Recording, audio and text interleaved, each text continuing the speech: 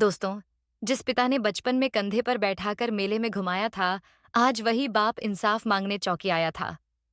दोस्तों, एक बुजुर्ग आदमी घरेलू हिंसा की शिकायत दर्ज कराने पुलिस चौकी पहुंचा।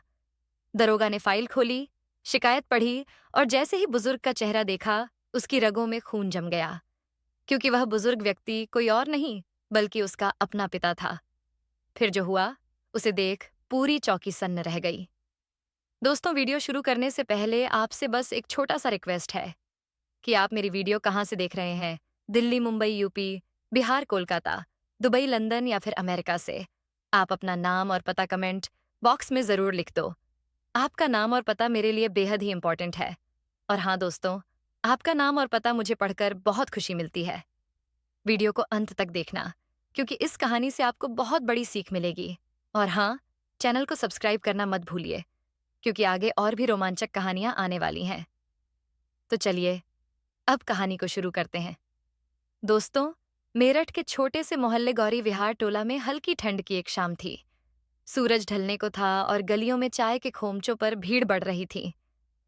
ऐसे ही वक्त में एक कमजोर सा झुकी कमर वाला बुजुर्ग आदमी पुलिस चौकी की ओर बढ़ रहा था। उसके चेहरे पर गहरी झुर्रियां थीं, आंखों में थकान थी और कांपते हाथों में एक पुराना कपड़े का झोला था।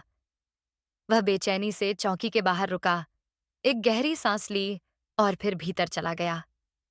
चौकी में ड्यूटी पर तैनात एक सिपाही ने उसे ऊपर से नीचे तक देखा और रूखे स्वर में पूछा, क्या काम है बाबा? बुजुर्ग ने थरथराती आवाज में जवाब दिया, शिकायत लिखवानी है बेटा, बहुत जुल्म हो रहा है मुझ पर। सिपाही ने अनमने ढंग से पूछा, क्या हुआ? बुजुर्ग की आंखों में आंसू आ गए। उसने धीमे स्वर में कहा, मेरी बहू मुझ पर हाथ उठाती है, बेटे के सामने गालियां देती है, खाना नहीं देती, घर से निकालने की धमकी देती है। मेरा अपना बेटा भी अब कुछ नहीं बोलता, जैसे मेरी कोई कीमत ही नहीं रही। इतना सुनते ही सिपाही ने भीतर बैठे दरोगा साहब को आवाज लगाई, साहब, एक बुजुर्ग आदमी आया है, घरेलू हिंसा की शिकायत करनी है। दरोगा, जो अपनी टेबल पर फाइलों में डूबा था, गुस्से में बोला, ऐसे रोजाना कितने केस आते हैं, बोलो किसने मारा? जैसे ही बुजुर्ग ने अपनी नजरें ऊपर उठाई और दरोगा के चेहरे को देखा, उसके होंठ कांप गए, आंखें चौड़ी हो गईं और कदम जैसे पत्थर का हो गया था। उसकी आंखें धीरे धीरे फैल गईं और उसके हाथ में पकड़ी कलम कांप कर नीचे गिर गई। वह बुजुर्ग कोई और नहीं, बल्कि खुद उसका अपना पिता था। चौकी में कुछ देर तक सन्नाटा छाया रहा। दरोगा विजय की आंखें पिता की झुकी हुई काया पर टिक गईं। एक और वह पुलिस अफसर था, जिसकी ड्यूटी थी कि किसी भी फरियादी की शिकायत सुने और न्याय दिलाए। लेकिन दूसरी ओर वह एक बेटा भी था, जिसने अपने ही पिता को इस हालत में चौकी तक आते देखा। उसका दिल जैसे तेजी से धड़कने लगा। बुजुर्ग पिता रामसुख यादव कांपते हाथों से अपने गमछे के कोने से आंखें पोंछने लगे। उन्होंने धीमे स्वर में कहा, क्या तुम मेरी सुनवाई करोगे दरोगा साहब? उनकी आवाज में हल्का व्यंग्य था, पर दर्द उससे कहीं ज्यादा। विजय ने गहरी सांस ली, अपनी कुर्सी से उठा और धीरे धीरे अपने पिता के पास आकर खड़ा हो गया। उसने गौर से देखा, उनके सफेद होते बाल, झुकी हुई कमर, थके हुए पैर और चेहरे पर उभरे पुराने जख्म। ये वही पिता थे जिन्होंने बचपन में उसे कंधे पर बैठाकर मेले घुमाए थे, जिन्होंने मेहनत मजदूरी करके उसे पढ़ाया था। और आज वही पिता अपने ही बेटे से इंसाफ मांगने आए थे। उसने हिचकते हुए पूछा, बाबूजी, घर में ऐसा कब से हो रहा है? रामसुख ने अपनी फटी हुई धोती ठीक की और बोले, जब से तुम्हारी शादी हुई, तब से।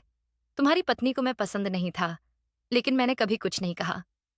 धीरे धीरे उसने मुझे पराया बना दिया और फिर ताने, गालियां, धक्के, यह सब शुरू हो गया। विजय का सिर शर्म से झुक गया। वह एक ईमानदार अफसर था, जिसने सैकड़ों लोगों की मदद की थी, लेकिन अपने ही घर की सच्चाई से अनजान था। बाहर खड़े सिपाही और बाकी पुलिस वाले चुपचाप इस अनोखे मुकदमे को देख रहे थे। क्या दरोगा साहब अब अपने ही घर के खिलाफ केस दर्ज करेंगे? क्या वह कानून को अपने रिश्तों से ऊपर रख पाएंगे? विजय का मन अंदर ही अंदर उथल-पुथल से भर गया। वह एक जिम्मेदार पुलिस अफसर था, लेकिन आज हालात ने उसे एक ऐसे मोड़ पर लाकर खड़ा कर दिया था, जहां उसे अपने ही परिवार के खिलाफ न्याय करना था। उसकी नजरें पिता के चेहरे पर टिकी थीं, जिनकी झुकी हुई आंखों में अपमान और दर्द की अनगिनत कहानियां लिखी हुई थीं। उसने गहरी सांस ली और कुर्सी पर बैठते हुए धीरे से कहा, बाबूजी, आप चाहते हैं कि मैं आपकी शिकायत दर्ज करूं? रामसुख ने एक उदास मुस्कान दी, फिर बोले, बेटा, मैं शिकायत लेकर यहां इसलिए नहीं आया कि तुम अपनी पत्नी को सजा दो। मैं सिर्फ इतना चाहता हूं कि मुझे इंसान समझा जाए, मुझे घर से निकालने की धमकी न दी जाए। कम से कम 2 वक्त की रोटी तो मिले। उनकी आवाज एक टूटा हुआ दर्द था, जिसे सुनकर चौकी में खड़े सिपाही भी सहम गए। विजय के हाथ अनायास ही कस गए। ये वही पिता थे जिनकी मेहनत से वह आज दरोगा बना था। उन्हें किसी आसामी की तरह खड़ा देखकर उसका खून खोल उठा, लेकिन वह जानता था कि गुस्से में लिया गया फैसला हमेशा सही नहीं होता। विजय ने धीरे से अपने सिपाही की ओर देखा और आदेश दिया, घर जाकर देखो कि मामला कितना गंभीर है, और अगर बाबूजी के साथ गलत हो रहा है तो कानूनी कार्रवाई होगी। सिपाही थोड़ा असमंजस में था। उसने धीरे से पूछा, साहब, मामला आपके घर का है, क्या वाकई केस दर्ज करवाना चाहेंगे? विजय की आंखों में दृढ़ता थी। उसने साफ शब्दों में कहा, कानून सबके लिए बराबर होता है। अगर गलती मेरे घर वालों की है तो उन्हें भी इसका सामना करना होगा। चौकी में खड़े बाकी पुलिसकर्मियों को पहली बार अपने अफसर की ईमानदारी और कर्तव्य निष्ठा का इतना बड़ा उदाहरण देखने को मिला था।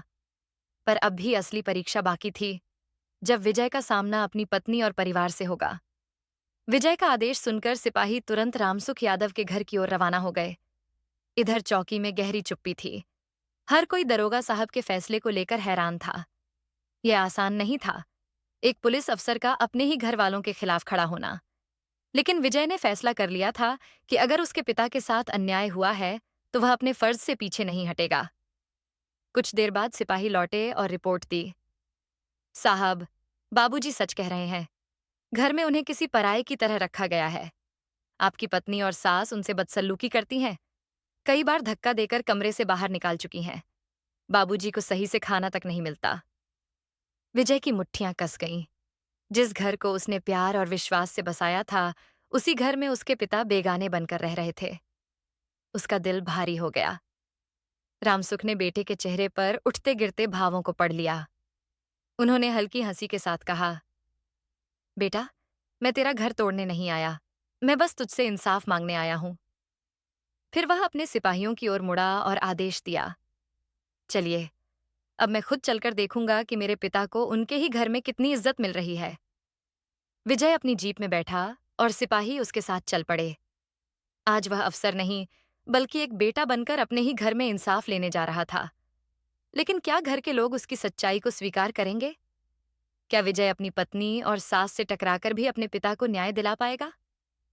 इस सवाल का जवाब अब भी बाकी था। विजय की जीप जैसे ही उसके घर के बाहर रुकी, मोहल्ले में हलचल मच गई। एक पुलिस जीप, उसमें बैठे दरोगा साहब और साथ में कई सिपाही, यह देख पड़ोसी भी दरवाजों और खिड़कियों से झांकने लगे। घर के अंदर विजय की पत्नी सुनीता और उसकी सास को जैसे ही इस बात की भनक लगी, वे घबरा गए। विजय ने गाड़ी से उतरते ही अपने पिता का हाथ थामा और घर के अंदर कदम रखा। जिस घर को कभी उसने सपनों की तरह सजाया था, उसी घर में आज न्याय की मशाल लेकर आना पड़ा।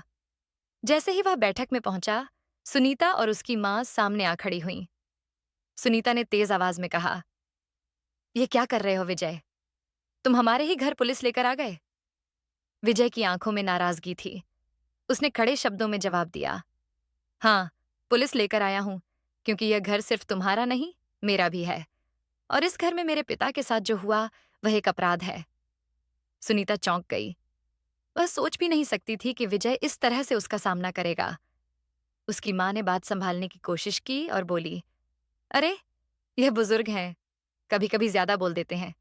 घर से निकाला है? विजय ने सख्त लहजे में कहा, चुपचाप हो जाइए, बहाने मत बनाइए। मैं जानता हूं कि इन्हें किस तरह परेशान किया गया। मेरे पिता को इस घर में वह सम्मान क्यों नहीं मिला जिसके वह हकदार हैं? सिपाही भी यह सब देखकर हैरान थे। आज वे पहली बार देख रहे थे कि एक बेटा, जो कानून का रखवाला था, अपने ही घर में न्याय की गुहार लगा रहा था। लेकिन क्या विजय अपने पिता को न्याय दिला पाएगा? क्या सुनीता और उसकी मां अपनी गलती मानेंगी? या फिर यह मामला और बिगड़ जाएगा?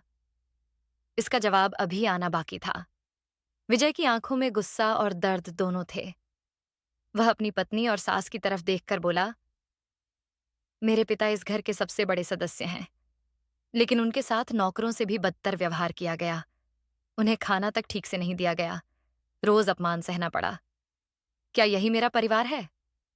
सुनीता ने गुस्से से जवाब दिया, तुम हमेशा अपने पिता की ही तरफदारी करते हो। लेकिन क्या मैंने इस घर को संभालने के लिए कुछ नहीं किया? तुम्हारे पिता ने कभी मुझे बहू नहीं माना, हमेशा मुझसे दूरी बनाए रखी। मैं कैसे सहती? यह सब विजय ने गहरी सांस ली और कहा, अगर उन्हें कोई शिकायत थी, तो क्या तुमने कभी प्यार से उन्हें समझाने की कोशिश की या सिर्फ उन्हें पराया समझकर अलग थलग कर दिया? इस पर सुनीता की मां बीच में बोल पड़ी, अरे बेटा, ये बुजुर्ग तो वैसे भी ज्यादा बोलते हैं। अगर कभी कुछ कह दिया तो इतनी बड़ी बात थोड़ी हो गई। विजय ने गुस्से में हाथ उठा दिया। बस, अब एक शब्द भी नहीं। ये कोई छोटी बात नहीं है। ये घर सिर्फ मेरा या सुनीता का नहीं, बल्कि मेरे पिता का भी है। और जब तक मैं जिंदा हूं, उन्हें इस घर में पूरा सम्मान मिलेगा। सिपाहियों ने देखा कि विजय का चेहरा गंभीर हो चुका था। वह अब किसी भी हालत में अपने पिता के सम्मान की लड़ाई हारने को तैयार नहीं था। आज पहली बार वह एक अफसर से ज्यादा एक बेटा बनकर खड़ा था। अब फैसला सुनीता और उसकी मां को करना था। क्या वे अपनी गलती मानकर रामसुख को इज्जत से इस घर में रहने देंगी, या फिर यह मामला और बढ़ेगा? इसका जवाब अब कुछ ही पल में सामने आने वाला था। विजय की कड़क आवाज से पूरा घर शांत हो गया। सुनीता और उसकी मां के चेहरे पर अपराध बोध साफ झलक रहा था। आखिरकार सुनीता की आंखों में आंसू आ गए। उसने धीरे से कहा, मुझे माफ कर दो विजय।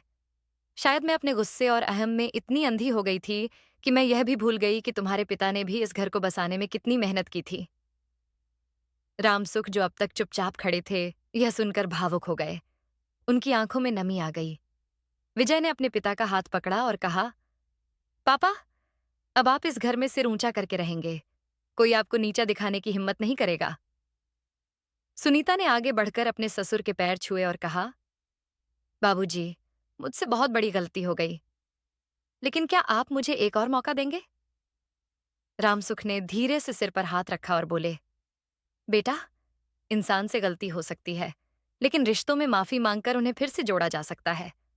मैं भी भूल जाऊंगा जो हुआ, अगर तुम सच में मुझे इस घर का हिस्सा मानो। घर में पहली बार एक सुकून भरी शांति थी। आज न केवल एक बेटे ने अपने पिता को न्याय दिलाया, बल्कि एक परिवार भी बिखरने से बच गया। विजय के लिए यह उसकी सबसे बड़ी जीत थी। वर्दी से ज्यादा उसने अपने परिवार को बचाने की जिम्मेदारी निभाई थी। घर का माहौल अब पूरी तरह बदल चुका था। सुनीता, जो पहले अपने ससुर को बोझ समझती थी, अब उनके पास बैठकर उनसे बातें करने लगी। रामसुख की आंखों में वर्षों बाद खुशी की चमक दिखी। उन्हें ऐसा लग रहा था जैसे वे फिर से अपने ही घर में लौट आए हों। विजय ने अपनी वर्दी की जेब से एक कागज निकाला और अपने पिता के हाथ में रखते हुए कहा, पापा, यह आपके नाम पर बैंक अकाउंट का पेपर है। अब से हर महीने आपके खर्चे के लिए एक फिक्स अमाउंट ट्रांसफर किया जाएगा। आपको किसी पर निर्भर होने की जरूरत नहीं पड़ेगी। रामसुख की आंखें नम हो गईं। उन्होंने कांपते हाथों से विजय का हाथ पकड़कर कहा, बेटा, मैंने कभी सोचा भी नहीं था कि तू इतना बड़ा होकर भी मुझे इतना अपना समझेगा। ये पैसा मेरे लिए नहीं, बल्कि इस बात की खुशी के लिए है कि तूने मुझे फिर से इस घर का हिस्सा बना दिया। विजय ने अपने पिता को गले लगाया और सुनीता भी उनके पास आकर खड़ी हो गई। उसने मुस्कुराते हुए कहा, बाबूजी, अब मैं सच में चाहती हूं कि आप हमें अपने अनुभवों से सिखाएं, हमारी गलतियों को सुधारें और इस घर के बड़े के रूप में हमें सही दिशा दिखाएं। रामसुख ने सिर हिलाया और बोले, रिश्तों की सबसे बड़ी ताकत प्यार और सम्मान होती है। जब तक ये दोनों चीजें घर में रहती हैं, कोई भी परिवार टूट नहीं सकता। आज ये घर सिर्फ 4 दीवारों का नहीं, बल्कि एक सच्चे रिश्ते का मंदिर बन चुका था। विजय को एहसास हुआ कि इंसाफ सिर्फ कानून से नहीं मिलता, बल्कि अपने रिश्तों को सहेजने और संवारने से भी मिलता है। घर में सब कुछ बदल चुका था। अब कोई कड़वाहट नहीं थी, कोई शिकवा नहीं था, बस एक नई शुरुआत की उम्मीद थी। रामसुख अब पहले जैसे चुपचाप और सहमे सहमे नहीं रहते थे, बल्कि हर सुबह अपने पोते को स्कूल छोड़ने जाते, शाम को कॉलोनी के बुजुर्गों के साथ बैठकर बातें करते और सुनीता के साथ घर के छोटे मोटे कामों में हाथ बटा देते। जहां पहले उनका अस्तित्व ही सवालों में था, अब वहीं इस घर का आधार बन गए थे। एक दिन विजय ने अपने पिता से कहा, पापा, अब आपको किसी चीज की चिंता करने की जरूरत नहीं। मैं हमेशा आपके साथ हूं। रामसुख ने बेटे का कंधा थपथपाया और बोले, बेटा, चिंता तो अब मेरी नहीं, बल्कि तुम्हारी माँ की आत्मा की हो गई होगी। उसे अब गर्व होगा कि उसका बेटा वर्दी के साथ साथ इंसाफ और परिवार की डोर भी संभाल सकता है। विजय की आंखें छलक गईं। उसे एहसास हुआ कि कभी कभी न्याय सिर्फ अदालतों में नहीं, बल्कि घर की दीवारों के भीतर भी दिया जाता है। उसने अपने पिता के हाथों को अपने हाथों में लिया और कहा, पिता का सम्मान करना मेरा कर्तव्य था, और आज मुझे लग रहा है कि मैंने अपनी सबसे बड़ी जिम्मेदारी पूरी कर ली। रामसुख की आंखों से बहते आंसू उनके चेहरे की मुस्कान के साथ मिलकर एक नया संदेश दे रहे थे। रिश्ते जब इंसाफ पा जाते हैं तो परिवार फिर से एक मंदिर बन जाता है। तो दोस्तों, यह कहानी आप लोगों को कैसी लगी? लाइक और कमेंट करके जरूर बताएं, और चैनल को सब्सक्राइब करना बिल्कुल भी ना भूलें। मिलते हैं एक नई कहानी के साथ। बहुत बहुत धन्यवाद।